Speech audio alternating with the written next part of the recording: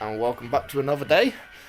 So last time we cut the plates out, started welding them in, so this side's fully welded in and I've put some primer over it, as you can see, and this side I've started welding in. I've just got one of the sides left to finish, so we'll set the camera up and you can watch me weld the other side in. Also, I've set up the tube bender, which is pretty solidly in the ground, so I can now get ready to bend that tube once this is finished, and then we can start making our little structure. So yeah, it's all go. Stay tuned.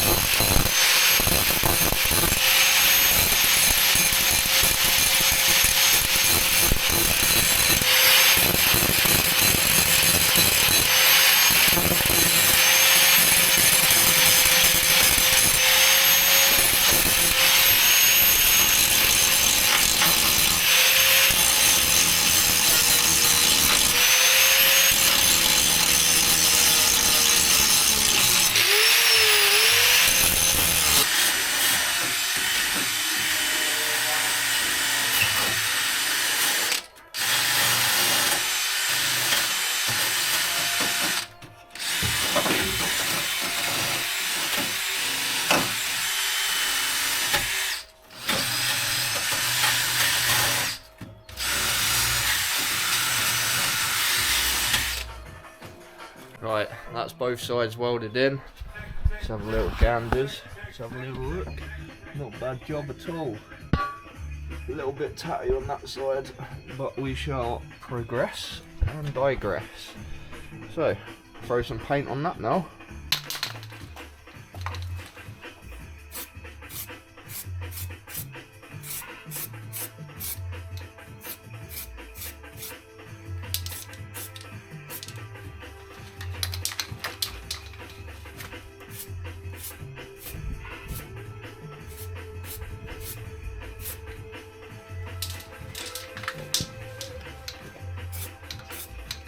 Right, moving on.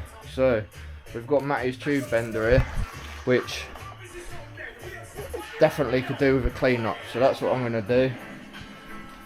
That's the next part before I start using it. I just want to give it a bit of a clean up, make sure everything's smooth, make sure all these pins go in and out smoothly, because at the minute they're a bit stiff. So just going to spray some WD on it.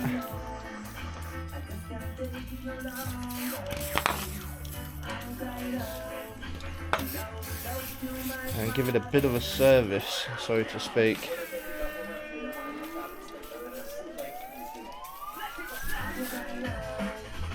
And what we're going to do is get a wire wheel on there and give it a good clean up.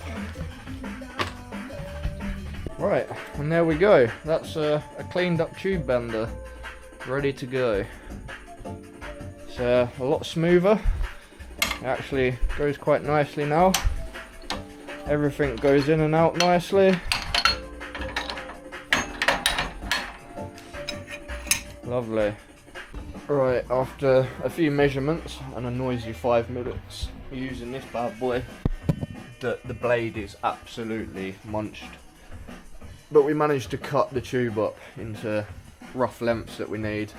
Obviously I've added a bit more just in case, but we've got the main one, fuel tank one, and then all the edge ones there, and then we've got a bit of spare and a bit of spare tube that I'm going to use to mark out how the tube bends in the bender, and I will show you that right now. So me being an idiot, forgot to press film, but there's a bit of pipe I've just bent, so I'm going to call this my cheater. So that first line is bend start, that's where it's in the jig, it's onto the edge of this part. So butted right up to that edge, that's where that line is. And then we've got increments of how much tube it takes to bend certain degrees. So you can see that first line is 20, 45, 70 and a 90. I think it works out about 6 inches for a 90 degrees. And then we can use this tube to know how long I need the tube, and then to where I want to start and finish the bends. So we can use that, mock it up to the other bit of tube and start bending. Alright, next bend, here we go. We've already started. I'll bring you along. We're at 40, just over 40 degrees so far.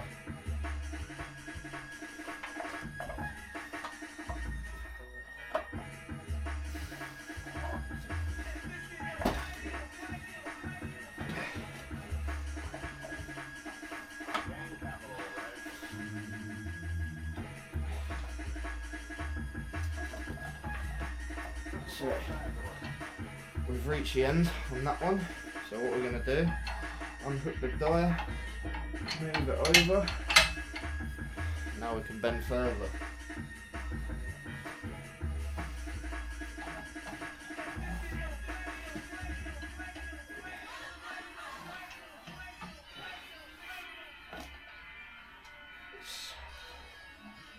Where are we at? 60.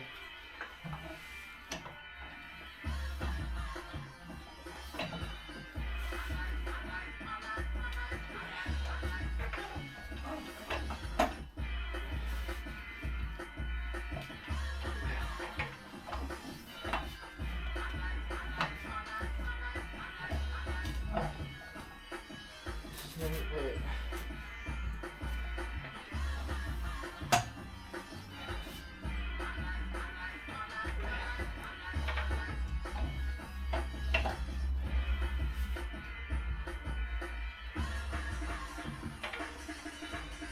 80, 10 more to go.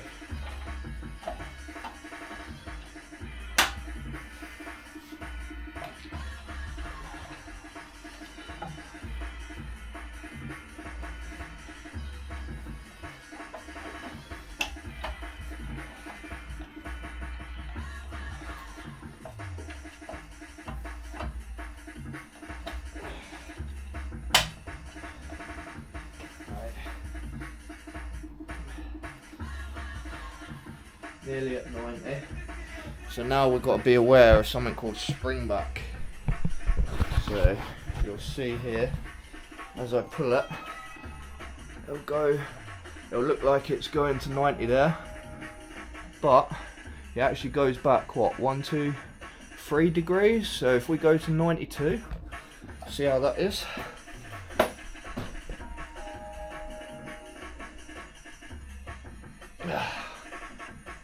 A little bit more, so 93.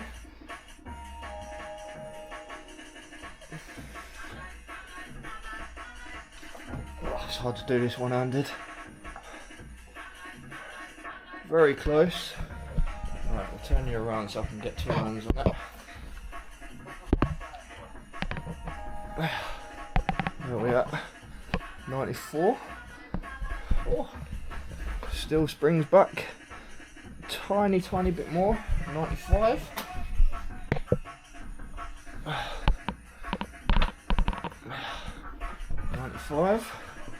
And bang on, there we go, 90 degrees. So that's our first bend. So I'm actually waiting for an angle finder to come, a digital angle finder. So the way that will work is we'll put it on here, zero it, and when we bend the next bend, we can make sure that this isn't up or down compared to the other bend that we do. So yeah, we'll wait for that to be delivered and then carry on. So, another good thing with the cheetah bender. Alright, let's show you here. Get that stuck in there. There we go. Alright, so now, to make life easier, what we can do is measure centre point to centre point of where I want the tube to be, which will be there. And now, because we've got our cheetah part, all we need to do is measure Oh, bear with me. Let me put you down. Right. So now we've got our centre point to centre point from the rails. So all we need to do is measure centre point to centre point there.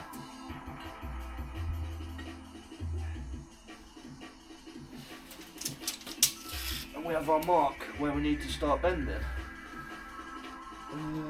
Where's my pen? There she is. Yes, we're back. So, we have acquired an angle gauge. So, the plan of what we do now is we shall put this on there and zero it. So we've got 0, as good as 0 that way as well.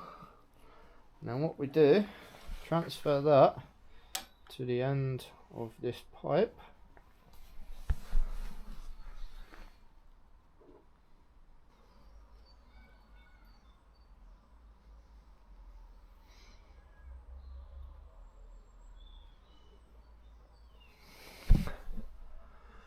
.005. That will do the job. So now retighten this to make sure she's in there and she's not going to turn. I think that should be tight enough. Yeah. And then we can bend this pipe. So I'll set you up.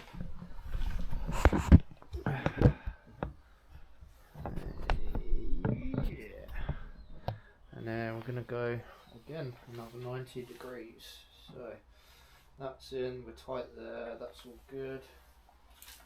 Let's spang dangle it all. Alright, take the slack out. Done. Set that to 0. Otherwise we're about to do about 110, which would not be ideal. And start bending.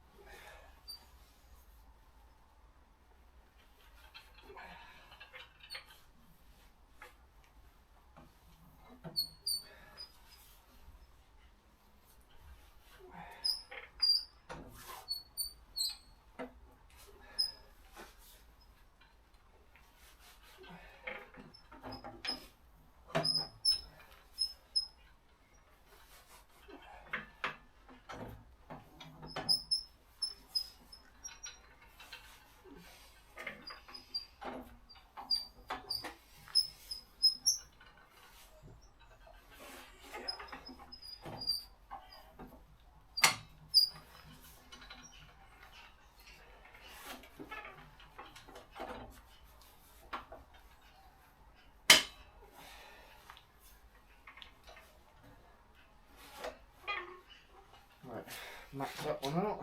Oh no, we've got one more to do.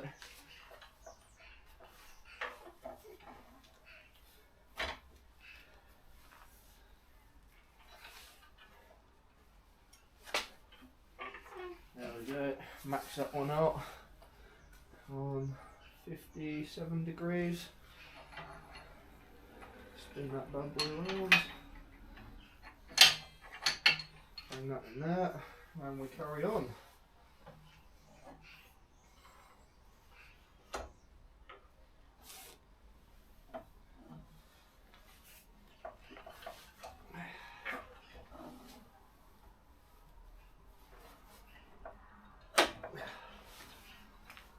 Bit tight to get in sometimes. You just got to try and hold it back. Yeah, just because of the spring back makes it a bit tricky. But it's all good.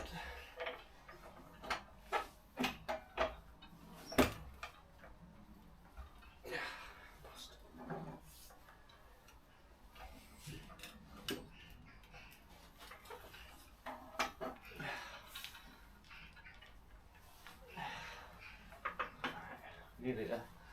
80.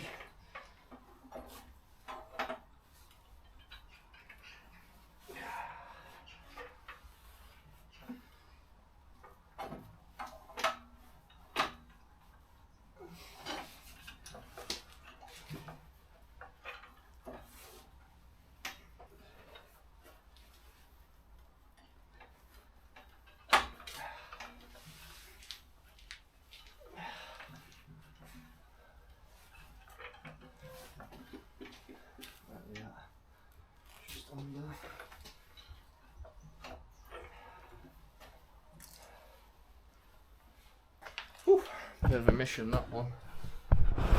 But we should be spotty dog. Bang on 90. Job's a fish. Take this bad boy out. And then slide her out. Just like that.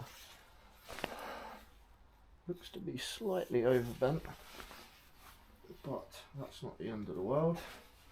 And the main test is flat. I'll just put her in to mock it up. So we're central on that leg on the chassis rail, and that one's a bit long, but we are also central on the chassis rail. So that bend was successful, I would say, and it looks good.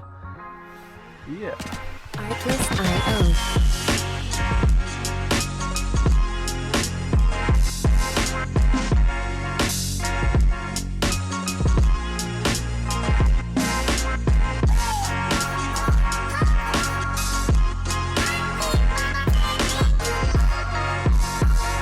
Music licensing reimagined.